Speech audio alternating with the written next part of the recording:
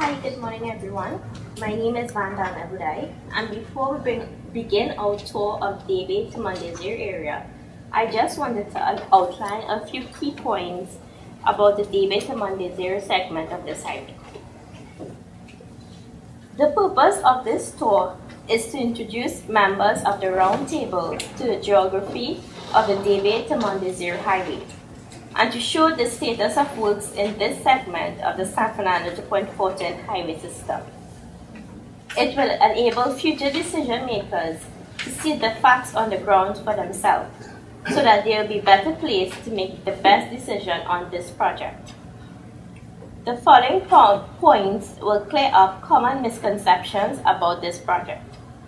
The Debe to Mandezir segment was not part of the initial National Highways Plan of the 1960s. A highway to Point Fortin was part of a National Highways Plan for the Southwest Peninsula since the 1960s.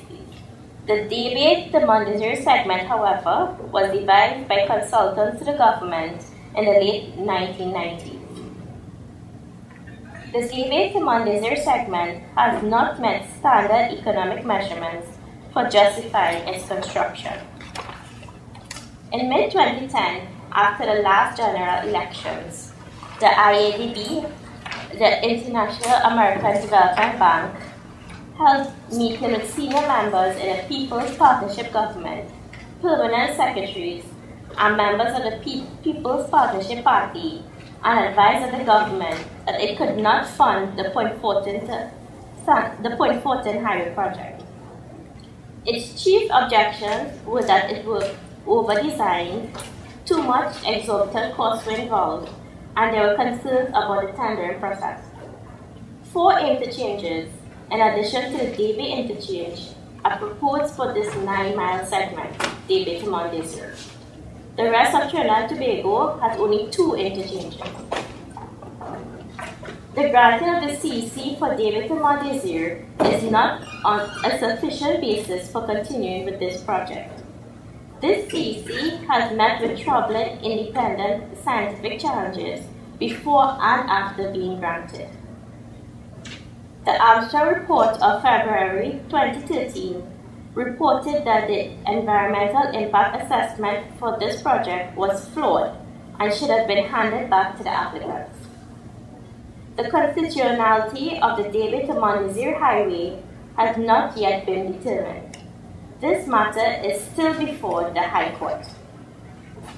On August 3, 2012, after a political platform promised by Prime Minister Kamla Prasad that there be no highway, no byway, no way, when unfulfilled, and after the Prime Minister failed to review this segment as she had promised the residents, the highway reroute movement filed an action in the Port of Spain High Court challenging the constitutionality of the state's action in the Debe to Mandezir segment.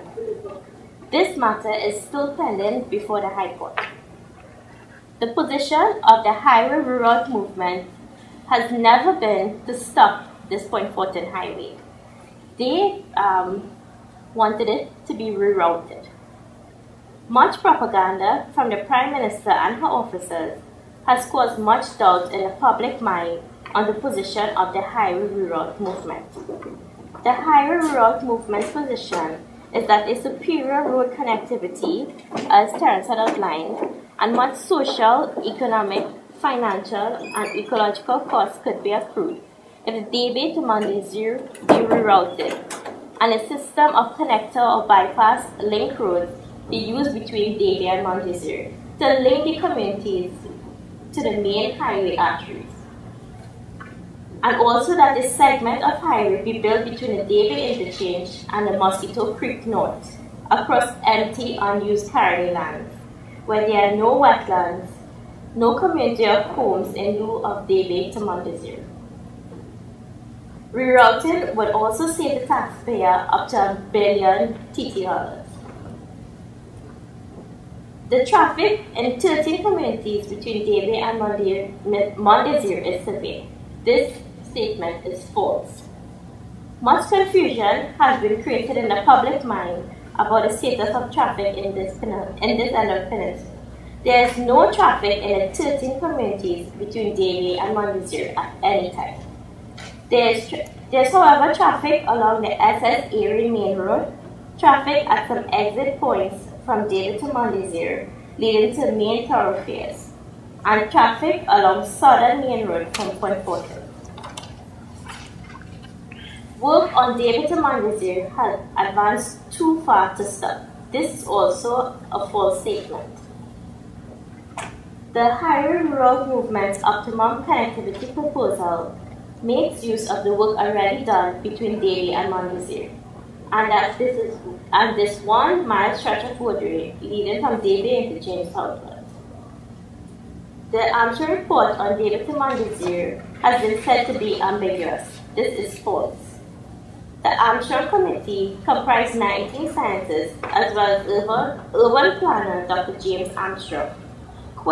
Clearly states that the EIA for this project was flawed and should have been sent back to the client, and that there was no environmental cost-benefit analysis for this project.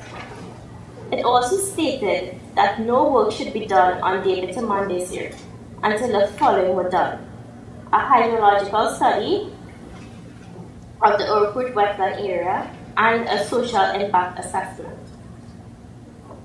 In conclusion, the Highway Rural Movement is of the view that there is sufficient doubt about the feasibility and transparency of Davie to Mondesir to warrant investigation into its future. It recommends that works on Davie to Mondesir be halted pending mediation on the matter, and that its optimum connectivity plan, as well as the Armstrong report, a comprehensive 266-page document calling for transparency, accountability, and justification be considered.